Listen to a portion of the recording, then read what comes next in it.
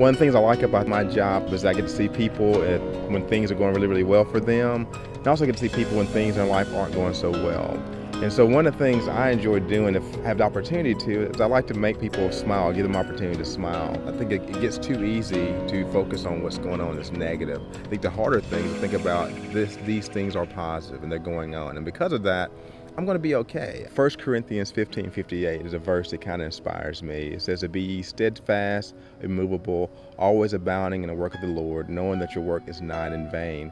And that's what keeps me going every single day, that regardless of what the situation is, I keep going forward. But I try my best to keep things light as possible, because I realize we only have so much time we can spend with each other, between work and school and all the things we have in life. You have very few minutes with your family. And so during those time periods, we want to have fun. I think laughter is good medicine because it teaches me to not take myself too seriously.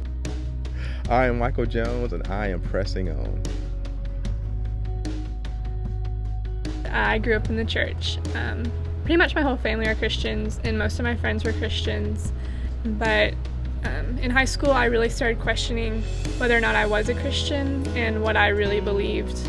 I always thought that there had to be a God for there to be life, but I really questioned whether or not there was a God who actually cared about what happened in our everyday lives. And when people talked about having a relationship with God, that was something I didn't understand at all, because I never felt like I had ever had a relationship with God.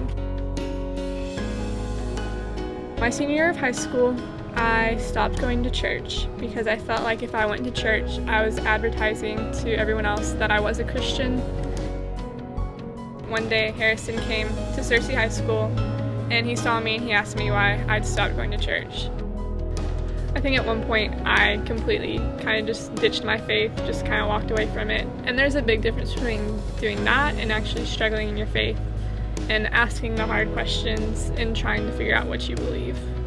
But when I started going to church again, it really made me have to think about what I believed and how I was going to go about deciding what I believed.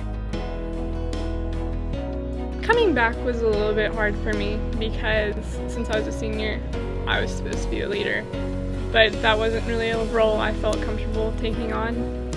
It was good. I really enjoyed being with my core group and my core group leaders and my core group, all the girls in there. They helped me a lot.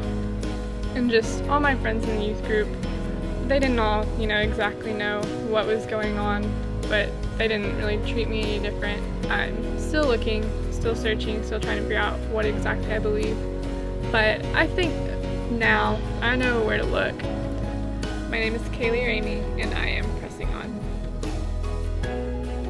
Amelia probably was one of the sweetest girls ever. She just had such a giving, compassionate heart, a loving mother, but sweet is what would define Amelia. December the 10th, 2012, we got a call from our son-in-law. It was the call that no parent wants to get. Amelia had traumatic brain injury, and she died on July the 23rd of 2013. We had a hard time understanding why God let such a horrible thing happen. It was an accident that someone intentionally caused, going the wrong way on a parkway. I know initially when we would go to church, Brian's shoulder would be wet through most of the service because I cried through most of the worship services. We kept going and kept holding on to what we believed. I was angry with God. I still held on to those promises that I had believed in, that God was never going to leave us. He never left Amelia. I used to say my faith felt like it was shattered, and I think that was a pretty accurate description because it was so in pieces. I knew it was still there, but it was so shattered and I felt so broken. I think we're still in the process of pulling ourselves back together. And the garden is a really special place for us, and we want it to be a special place where people can go and sit and pray and meditate and hopefully see a butterfly. You don't turn tragedy into something good unless you're very intentional about doing it. There's really nothing good about what happened to our family, but we hope that through some of the things that we can do, that good can come from that.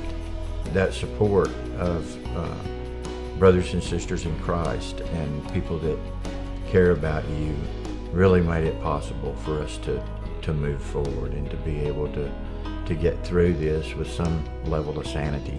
There's still a lot of anger, there's still a lot of grief, there's still a lot of things going on, but we realized that Amelia would want us to move on and to enjoy our lives and not to be destroyed by what's happened to her. We're Dana and Brian Mayhall, and we are pressing on.